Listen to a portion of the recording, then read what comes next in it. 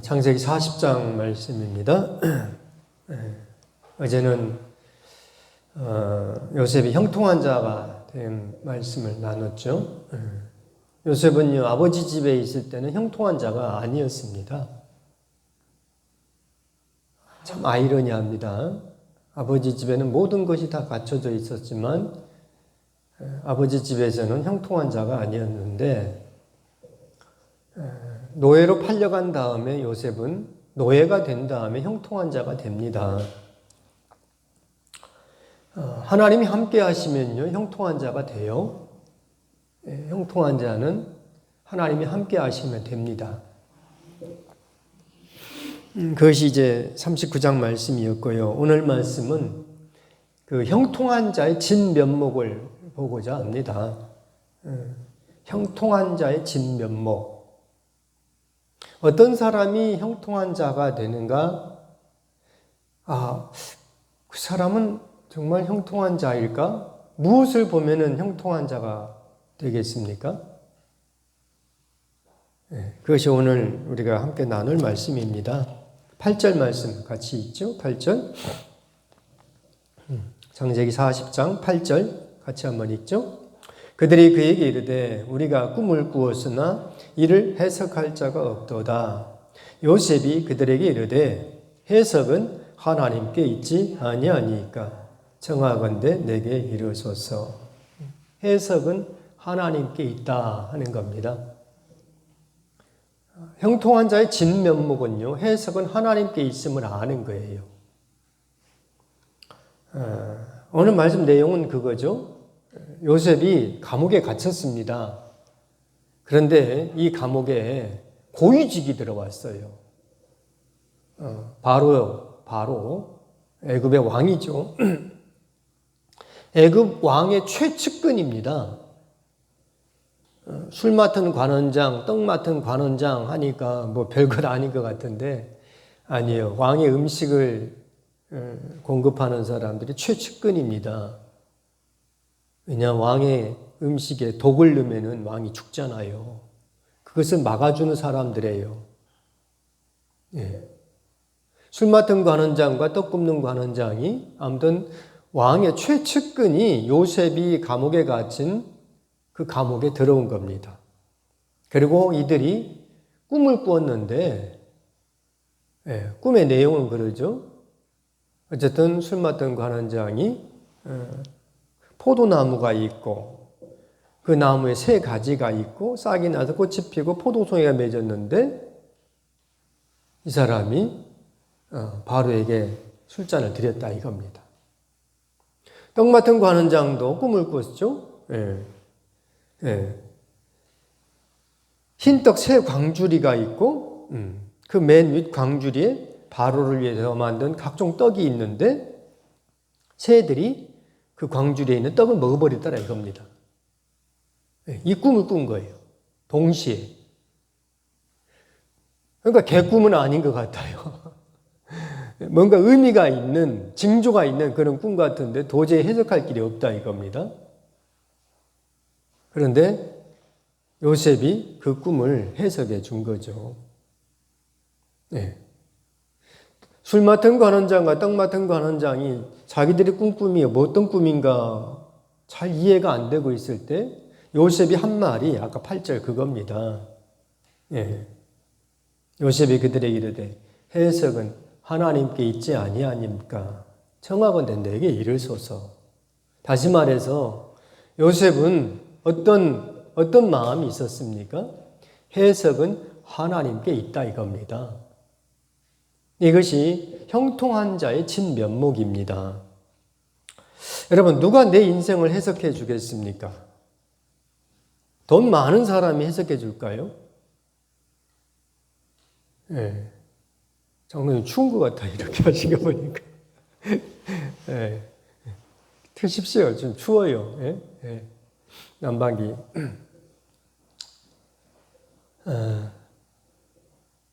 무당이 우리의 삶을 해석해 주지 않습니다. 점쟁이가 해석해 주지 않습니다. 주님만이, 하나님만이 내 삶을 해석해 주십니다. 예. 요셉은요, 이것을요, 감옥에서 알았어요. 편안한 아버지 집에 있을 때는 요셉이 이것을 알았으면 얼마나 좋겠습니까? 그런데 그게 잘 안 돼요. 좀 고난 좀 겪으면은 이것을 알게 됩니다. 할렐루야. 어려운 일을 만나면은 해석은 하나님께 있음을 알게 돼요. 오늘 우리가 저를 비롯해서 여기 5분이 참석을 했는데요. 오늘은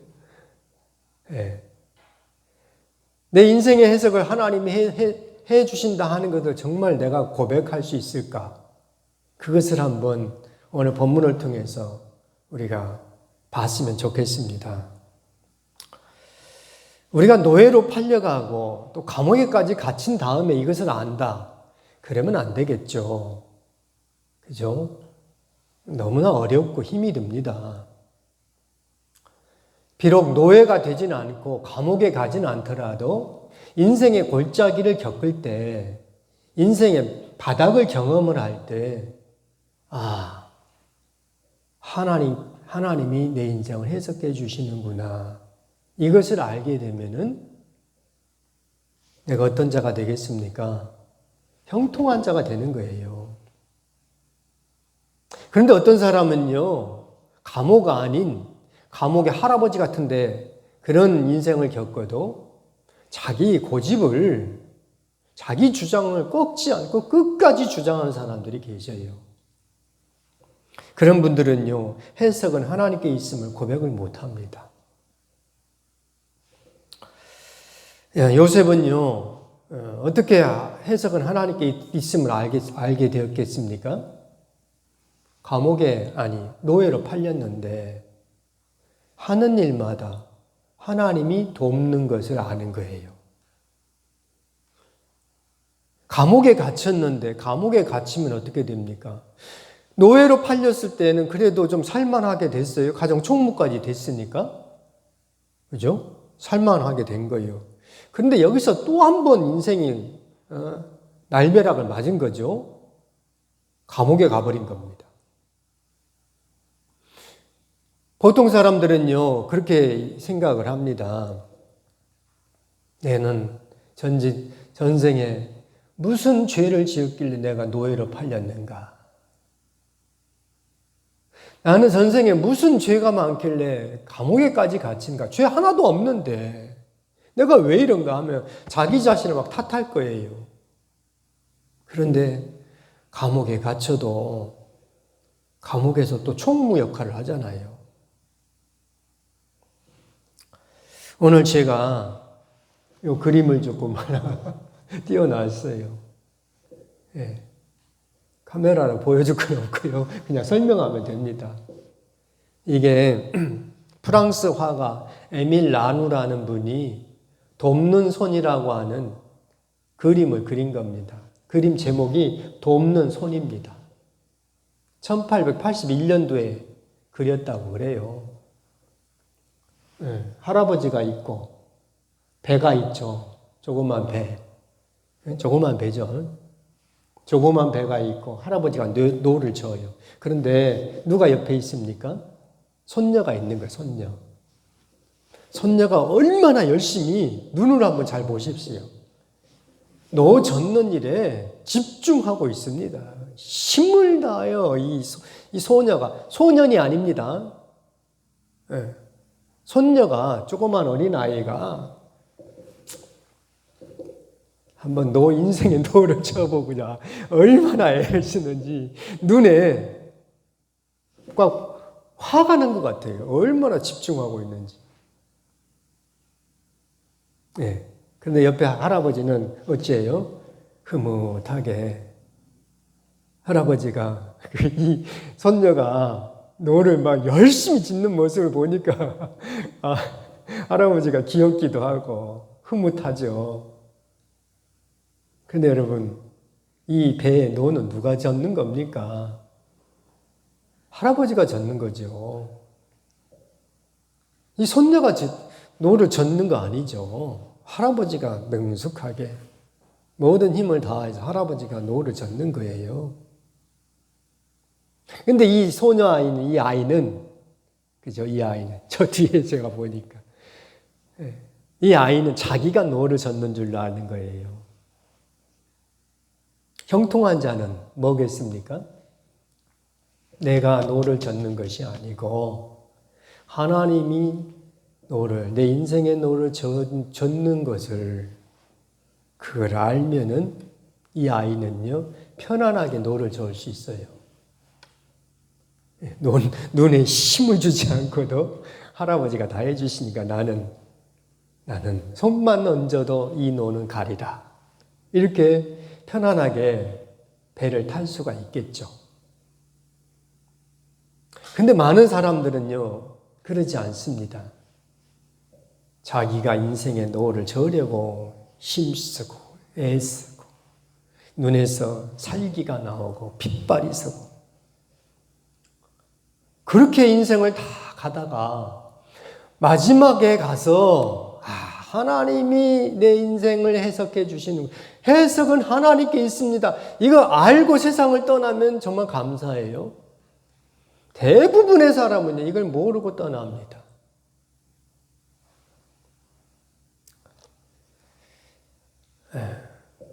요셉이 해석한 대로 하나님 해석해 준 대로 술 맡은 관원장은 전직을 회복했죠. 그렇죠? 떡 맡은 관원장은 죽임을 당했습니다. 요셉이 해석한 대로. 요셉은 자기가 생각해서 해석한 게 아니죠. 하나님이 해석해 준다는 것을 확신하고. 요셉의 별명이 뭡니까? 꿈꾸는 자잖아요. 그렇죠? 자기 꿈도 요셉은 계속 보고 있는 거예요. 언제 11별이, 언제 형들의 곡식단이 자기에게 절하는가. 이것만 하나님이 딱 해석해 주면은 요셉은 노예가 되든 감옥에 갇히든 무슨 그것이 얼마나 요셉에게 영향을 미치겠습니까? 오늘 우리가 꼭 기억을 해야 할 것이 그겁니다. 주님이 내 삶을, 내 인생을 해석해 주십니다. 아멘. 지금은 이해 안 되지만 이후에 풀어질 때가 옵니다. 반드시 옵니다. 나한테 왜 이렇게 힘든 일만 일어나는지 모르겠다. 꼭 이렇게 살아야 인생에 의미가 있는가? 이런 생각이 들면요. 참 어려워요. 그런데 지금 이 삶을 통하여서 하나님께서 내 삶을 이끌어갈 것이다. 하나님께서 인생의 노를 저어갈 것이다. 하면은 지금 내가 겪는 이 힘들고 어려운 것들은 하나의 과정이라는 것이 내 속에 딱 들어와요. 물론 죽을 때까지 우리가 세상 떠날 때까지 이것이 안 풀리는 분들도 계셔요. 그러면은 하나님이 내 삶을 해석해 주지 않겠습니까? 그렇지 않아요. 내가 세상을 떠나도 그것을 보여주는 것이 순교자들이지 않습니까? 바울 사도가 우리가 볼 때는요, 비참하게 세상 떠났습니다. 목이 잘려 세상 떠난 사람이 무슨 내놓을 게 있겠습니까? 그런데 주님이 해석해 주셔요. 내 전 삶에 대해서 마지막 날에 주님이 다 밝혀주십니다. 이 믿음 가지고 가면요. 사실 내가 지금 억울한 일을 만나고 지금 요셉은 억울하게 감옥에 갇혔지 않습니까? 그 감옥에 갇힌 요셉이 지금 이렇게 말을 하는 거예요. 해석은 하나님께 있다. 해석은 하나님께 있다. 지금 감옥에 갇힌 요셉의 입에서 나온 말입니다. 우리 또한 이와 같이 고백을 해야 할 줄 압니다. 이것만 알면 돼요. 하나님이요 다 알고 계십니다. 요한계시록 2장 2절 말씀에 내가 네 행위와 수고와 네 인내를 알고 그럽니다. 에베소 교회의 한 말씀입니다. 내가 네 환난과 궁핍을 알거니와 실상은 네가 부유한 자다. 서머나 교회 하신 말씀이에요. 하나님이 알고 계신다 그래요. 하나님이 알고 계십니다. 주님이 알아주시면요 되는 겁니다. 아멘. 그러면 하나님이 해석해 주신다. 이 믿음을 가지고 오늘 우리는요 내게 어떤 일이 만난다 할지라도 다 감당할 수가 있게 됩니다. 아멘. 하나님이 내 삶을 이끌어 주시고 돕는 손이 되어서 내 인생의 노를 저어주신다고 하는 이 분명한 사실 앞에 오늘 우리도 요셉과 함께 해석은 하나님께 있음을 고백하는 우리 모두가 되기를 바랍니다. 기도하겠습니다. 거룩하신 하나님 아버지 은혜를 감사합니다. 하나님이 아시기 때문에 나는 원통해하지 않습니다. 주님이 아심으로 나는 내 속에 있는 원한 때문에 인생이 꼬이지 않음을 아나이다. 하나님 아버지, 우리 모든 성도들 자신도 알지 못하는 인생의 원한 때문에 인생이 꼬여지고 있습니까? 주여, 하나님이 아심으로 우리 모든 성도들 자신의 원한을 주님 앞에 고백하게 해 주시고 원한이 풀어지게 해 주시고 속히 풀어주시라는 하나님 말씀대로 그리하여서 감옥에 갇혀 있다 할지라도 해석은 하나님께 있음을 고백하는 우리 모든 성도들이 다 되게 하여 주시옵소서. 인생 매 순간순간마다 도와주시는 하나님의 돕는 손을 볼 수 있는 우리 모두가 다 되게 하여 주옵소서. 예수님의 이름으로 기도드립니다. 아멘.